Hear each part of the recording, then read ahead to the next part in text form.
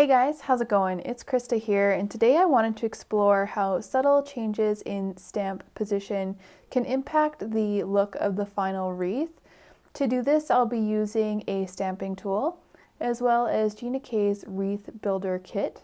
Today I'm using the original size and the 4-inch template. Before I get started, I want to make sure that my Wreath Builder template is placed square in the corner of my stamping tool and taped down to ensure that it doesn't move. Once the template is taped down, I'll add my 4-inch by 4-inch piece of cardstock. The builder kit also comes with this guide to place on top of your cardstock. This guide allows me to find how far away from center to place my stamp, and also helps me align my stamp with the middle of each corner, as well as the rotation placement.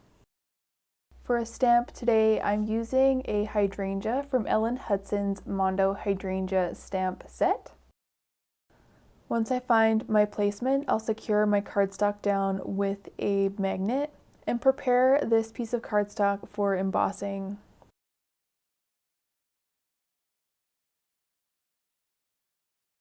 Today I'm using Versamark ink. I'll ink up my stamp, close my stamping tool over, open my stamping tool, move my cardstock one rotation. I'm choosing to move counterclockwise. I'll then ink up my stamp again and stamp again.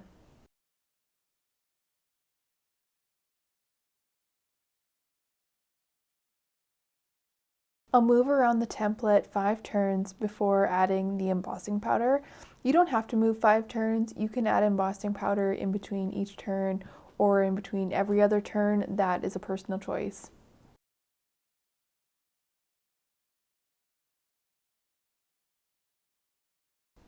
Today I'm using Ranger white embossing powder.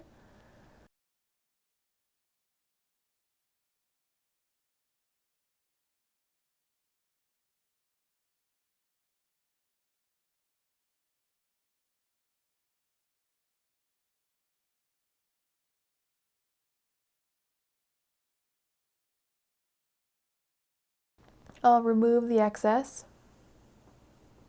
and set that with a heat tool. I'll then place the cardstock back into the template and continue stamping around the wreath.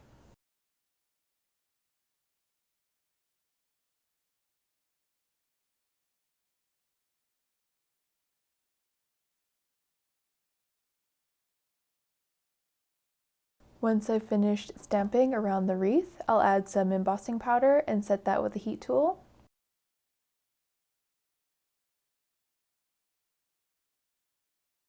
And begin to ink up my cardstock. Today I'm using Distress Ink Blueprint Sketch ink. I'm taking my 1-inch by 1-inch ink pad and pressing it directly against the cardstock, making sure that the entire piece of cardstock is even with ink.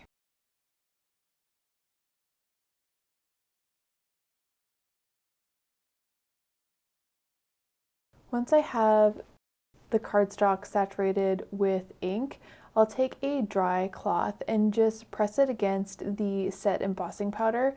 Sometimes I find that some ink can get smeared on the white embossing powder, and I just like to wipe it off. I'm coming in with a clean paintbrush and some water and just painting the water over the petals. Adding water to the Distress ink in essence lifts it.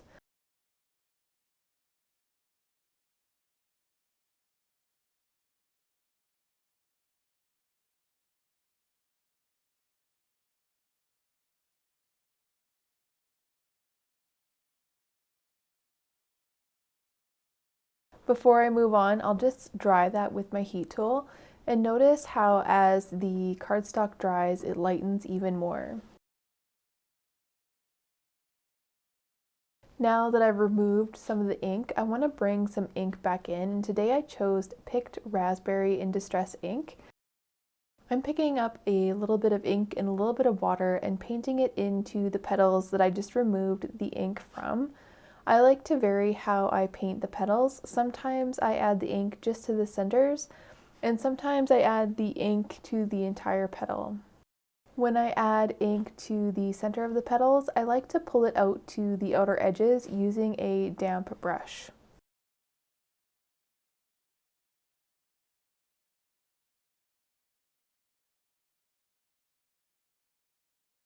For the little centers of the hydrangeas, I like to use twisted citron. Again, picking up a little bit of ink and a little bit of water and just painting it into each of those open spaces where the ink has been lifted.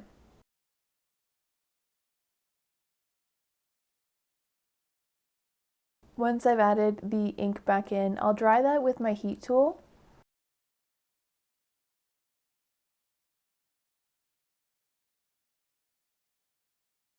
To finish the hydrangea petals, I'll add some glitter.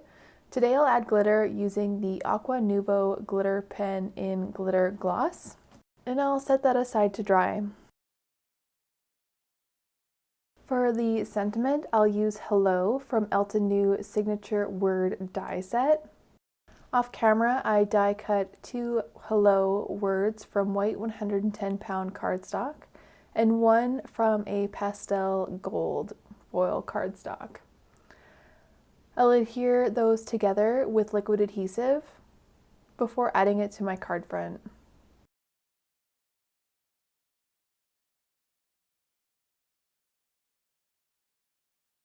I like to use a T ruler just to make sure that my sentiment is straight. I went ahead and created 3 other card fronts using the same method. The only difference there was the position of the stamp in the wreath builder kit. The differences between each of these card fronts is very subtle, and I'll use the guide to demonstrate just how subtle some of them are. Looking at the guide, you can see that there's a line running down the middle of each corner. Lining up stamps on these lines will promote symmetry in your wreath.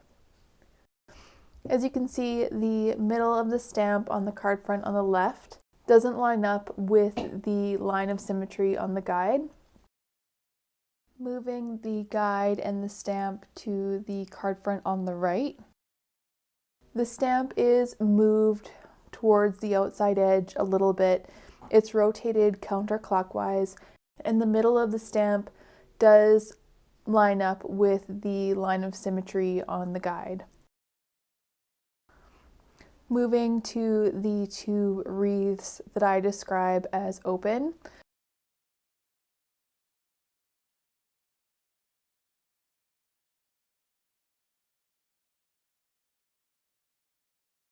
I'll line up the guide with the card front on the left and line up the stamp with the stamped image underneath.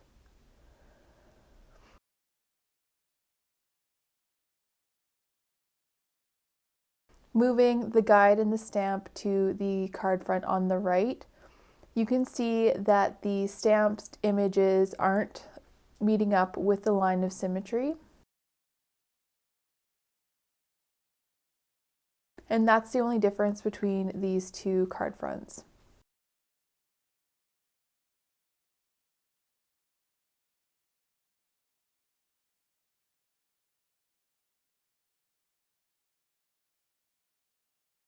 Comparing now the wreath that is open to the wreath that is a little bit more closed. The middle of the stamp does line up with the line of symmetry with the card front on the left. And placing the guide with the stamp with the card front on the right. The only difference is a slight counterclockwise turn and moving of the stamp towards the center. Moving the aligned stamp back to the card front on the left, you can see it's a clockwise turn and moving the stamp to the outer edge. Looking now at the 2 wreaths that are more close knit, starting with the card front on the left, I'll line up the guide and the stamp. You'll notice that the middle of the stamp does not line up with a line of symmetry.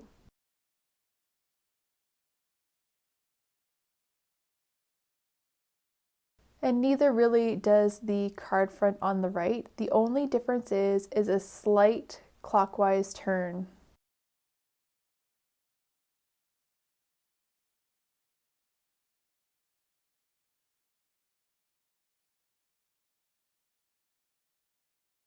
Looking at the wreaths, though, to me they look quite different as the one on the left overlaps quite a bit more.